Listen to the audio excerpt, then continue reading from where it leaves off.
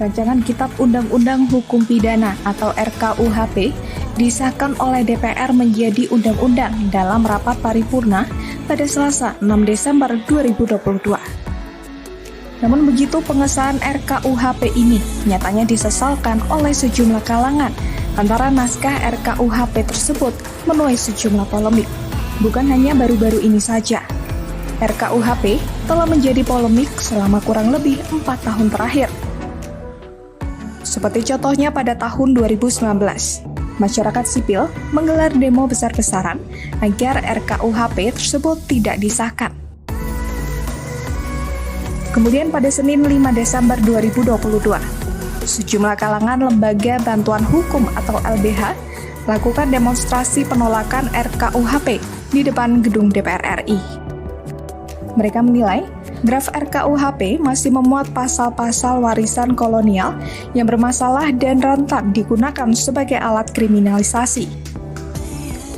Kita tahu kawan-kawan, belum kering kuburan dari kawan-kawan kita yang berjuang menolak pengesahan RKUHP. Tetapi tanggal 6 Desember 2022, kita mendapatkan kabar sukacita bahwa besok DPR RI akan menggelar sidang pengesahan RKUHP. Tentu ini menjadi duka yang mendalam untuk kawan-kawan yang berjuang. Tentu ini bentuk pengkhianatan kepada mereka yang berjuang mengkritisi proses penyusunan draft RKUHP yang semangatnya anti kolonial, tetapi isinya adalah praktek-praktek kolonialisme gaya baru. Semangat kawan-kawan! Salam literasi hukum. Di kesempatan MT Talk seri pertama ini saya akan sedikit berkomentar terkait pengesahan rancangan Kitab Undang-Undang Hukum Pidana pada tanggal 6 Desember tahun 2022 di Dewan Perwakilan Rakyat Republik Indonesia. Walaupun demikian, pengesahan undang-undang ini tidak serta-merta langsung berlaku karena berdasarkan pasal 132 di Kitab Undang-Undang Hukum Pidana kita yang baru mengatur bahwa KUHP ini akan berlaku efektif 3 tahun setelah diundang-undangkan. Jadi KUHP ini akan berlaku efektif pada tanggal 6 Desember tahun 2025.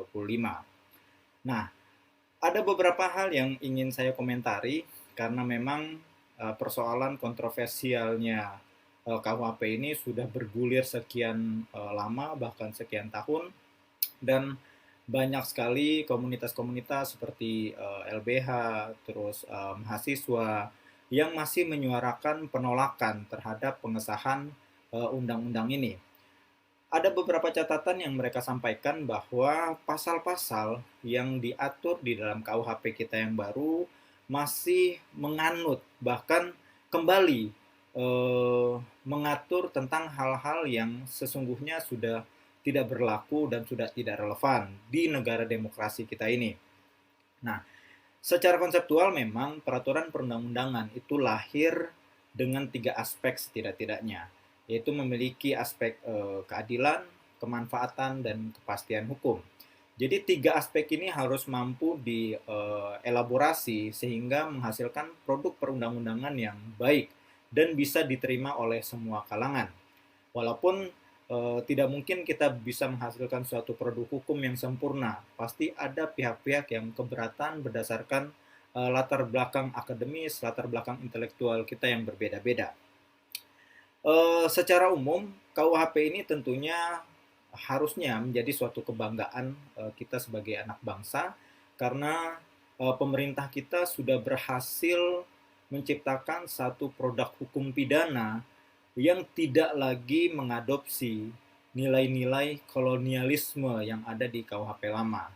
Tetapi itu menjadi paradoks ketika pasal-pasal yang sesungguhnya teradopsi di KUHP yang lama juga masih teradopsi di KUHP yang baru. Nah, secara umum undang-undang atau pasal-pasal itu sebaiknya tidak menimbulkan multitafsir atau menimbulkan tafsir-tafsir yang berbeda. Hal ini sejalan dengan pemikiran pihak-pihak yang memiliki atau menganut aliran legisme, di mana mereka sangat tidak mentolerir adanya penafsiran hukum terhadap pemberlakuan undang-undang. Karena mereka berpegang pada asas lex duraset tamen scripta. Jadi, apa yang sudah tertulis di dalam undang-undang itulah hal yang harus ditetapkan. Tidak boleh ada tafsir yang berbeda, baik itu dari kalangan masyarakat maupun di kalangan pemerintah. Nah, namun demikian, kita punya harapan besar bahwa hukum pidana kita ini bisa menjawab tantangan yang akan kita hadapi di kemudian hari. Karena sejatinya KUH pidana ini akan berlaku untuk jangka panjang. Sebagaimana yang diatur di dalam KUHP kita yang lama, itu kan hampir berpuluh-puluh tahun dan sampai dengan 2022 ini baru berhasil dibuatkan KUHP kita yang baru yang betul-betul merupakan idealnya mengambil dari nilai-nilai yang ada di masyarakat kita. Nah, tetapi karena masih ada persoalan-persoalan yang cukup serius di tingkat analisanya kawan-kawan, karena produk ini sudah diundangkan, maka berdasarkan peraturan perundang-undangan, cara kita untuk melakukan review atau mengajukan keberatan terhadap pasal-pasal yang ada di dalamnya, dibukakan ruang mengajukan judicial review di Mahkamah Konstitusi. Nah, walaupun saya secara pribadi menganggap itu sesungguhnya tidak elok pemerintah melempar kewenangan legislasi ini kepada Mahkamah Konstitusi.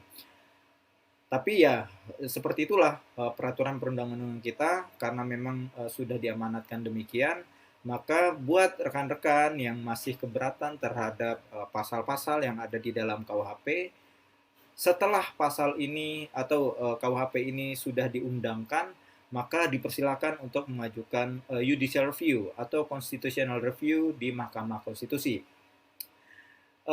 Demikian dari saya, semoga bermanfaat dan kita akan coba diskusikan atau kita bahas isu-isu hukum, isu-isu politik yang hangat di MT Talk seri berikutnya.